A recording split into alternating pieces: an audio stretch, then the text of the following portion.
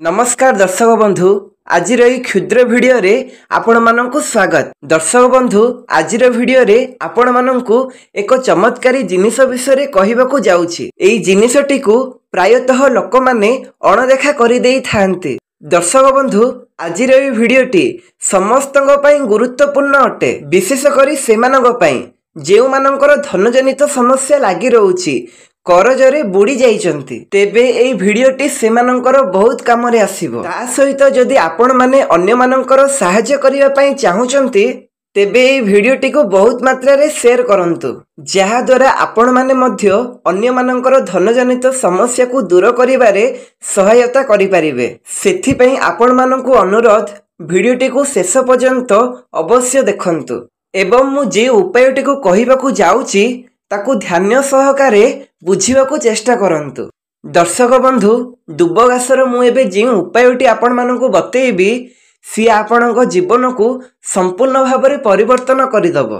दर्शक बंधु आपण मानकू हुए तो दुब घासटी साधारण लागुथाए, किंतु शास्त्र अनुसार एई सामान्य देखा जाउथिबा दुब घासटी आपणक धनजनित समस्या को सबुदिन पई दूर करिबारे सहायक करिथाए। दर्शक बंधु कौन आपण माने ए गोटे कथा लक्ष्य करिसंती, जेतेबेले आमर कोनोसी शुभ कार्य होइथाए सेतेबेले दुब घासटी को ही प्रथमे प्राधान्य दिया जाइथाए। काहेकि ना ए दुब घास रे बहुत गुडे चमत्कारी शक्ति भरी हेकी रहिसंती। आपण माने जानिचंती कि नाही मु जानिनी, किंतु दुब घास रे चेर रे स्वयं गंगा बास करि थांती। आज्ञा हां दर्शक बंधु, दुब घास विषय रे बहुत कम लोक ही जानी थांती। दुब घासटी देवी दुर्गा एवं गणेशଙ୍କ पाखरे चढ़ा जाई थाए। एहा को करिवा द्वारा देवी दुर्गा एवं गणेश आपणଙ୍କ पूजारे संतुष्ट होई आपणଙ୍କର सबु बाधा विघ्न को दूर करि देई थांती। एवं शास्त्र पुराण रे दुब घासर अगणित फायदा विषय रे वर्णना करा जाईछि। सेथि मध्यरु मु किछिटा विशेष उपाय आपण माननकु बतैबाकू जाउछि, जाहाकू करिवा द्वारा आपण माननकर धनजनित समस्या मूलरु नाश होई जिवो।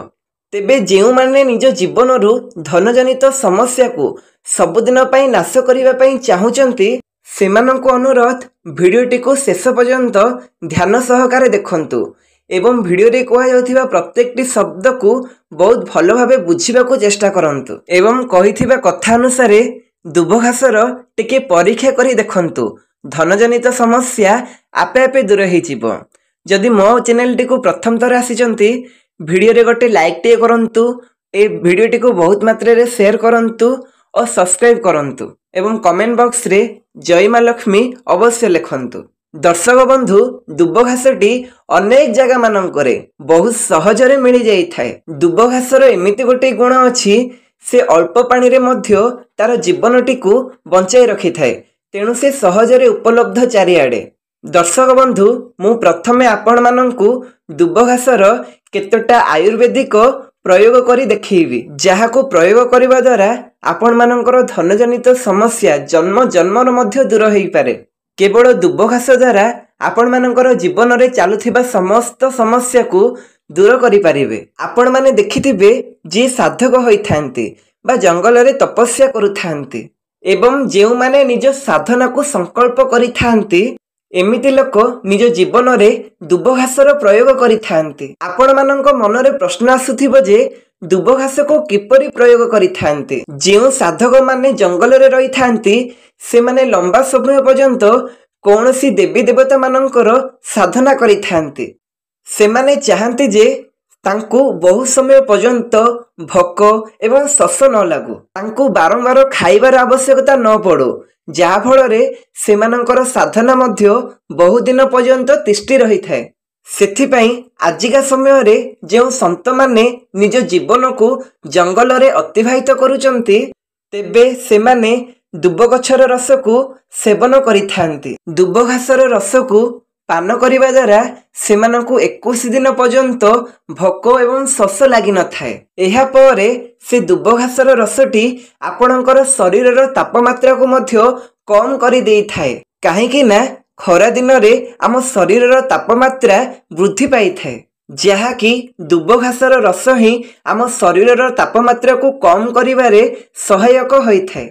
जदि आपण माने मध्य गरम रे निज तापमात्रा को कमेवा को चाहूचांती दुब घासर रस को प्रस्तुत करी सेथिरे 5-6टी मिश्री पकांतु एवं सेमानंकु भल भाबरे मिश्रण करि सारिला परे से दुब घासर रसटी को पान करंतु। आपणको शरीर रे जेते भी तापमात्रा थाउ ना काहेकि ताकू संगे संगे सेही रसटी कम करि देई थाए। दर्शक बंधु वनस्पति शास्त्र रे दुब घास विषय रे बहुत स्पष्ट रूप रे लिखा जाइछि जे दुब घासर रसटी को 2 सप्ताह पान करिबा द्वारा मनुष्यर रक्त जनित सबु समस्या दूर हो जाई थाए। ता सहित एमिति भी मान्यता अछि दुब घासर रसटी को पान करिबा द्वारा मनुष्यर मस्तिष्क शक्तिर वृद्धि प्रखर होइथाए। दर्शक बंधु जेउ माने भी एई भिडियोटी को देखुचंती जदि सेमानंकर घरे छोट पिला माने पाठ पढिबारे मन न लगौ थांती एवं आपण माने चाहुचंती सेमानंकर पाठ पढारे मन लागू ताहेले आपण माने दुब घासर रसटी को अधिक बाहर करंतु एवं सेमानंको 5 दिन पीबा को दियंतु एवं तापरे देखंतु पिलामानंकर स्मरण शक्ति वृद्धि पाइबा को लागिबो। दुब घासर रसटी को प्रत्येक दिन पान करिबा द्वारा मन को मध्य अद्भुत शांति मिली थाए। जेउ मानकर श्वास जनित समस्या एवं उच्च रक्तचाप रहुथाए से माने प्रत्येक दिन दुब घासर रसटी को पान करंतु अंततः मासे पर्यंत पाई पान करंतु देखिबे तापरे आपण मानकर शरीर रे केमिति चमत्कार आसीबो। तेबे दर्शक बंधु एबे आसंतु जानिबा दुब घासर किछि चमत्कारिता फायदा विषय रे जहाको करिबा द्वारा आपण मानकर धन जनित समस्या सबुदिन पाई नाश होई जिवो। सेथि पई जेउ माने भी भिडियोटी को ए पर्यंत देखि आसीचंती से माने शेष पर्यंत अवश्य देखंतु एवं भिडियोटी को बहुत भल भाबरे बुझिबा पई चेष्टा करंतु काहेकि ना अधा अधूरा ज्ञान सबु बेले समस्तक पई क्षतिकारिक होइथाए। एवं भिडियो रे शेष रे आपण माननकु एक गुप्त तथ्य विषय रे जणाइबी मु जहा आपणको जीवन रे धन को आकर्षित करिबारे सहायक हेबो। दर्शक बंधु दुब घासर चेर को गुंड करी सेथिरे तिलक लगाइले एहा आपणको मानसिक स्थिति को संतुलित रखिबा सहित आपणकर शरीर रे सकारात्मक ऊर्जा को प्रवेश करि देइथाय। ता सहित आपणको चेहरा रे चमक आनिबारे मध्य से सहायक करिथाय। दर्शक बंधु दुब घास को श्री गणेश एवं माता दुर्गा पाखरे चढ़े सारिला परे से दुब घास को आनी आपणको पर्स किंबा जेउठारे आपण धन रखुचंती से जगार से दुब घासटी को रखि दियंतु तापरे देखिबे धन आपे आपे वृद्धि हेबाकु लागिबो। धन आसीबार समस्त मार्ग खोली जाई थाए। दर्शक बंधु शास्त्र रे मान्यता अछि जे देवी दुर्गांकर अन्यतम स्वरूप हेउछि दुब घास एवं ता सहित दुब घास रे मूल रे स्वयं गंगा माता बास करि थांती। सेथि पई समस्त पूजा पर्वाणी रे दुब घासर बहुत महत्व रहिछि एवं जेउ स्थान रे दुब घासटी रहि थाए सेही स्थानटी सबुदिन पई पवित्र होई रहि थाए। सेथि पई जेउ मानकर धन जनित समस्या देखा जाउछि से माने दुब घास को निज पर्स रे अवश्य रखंतु।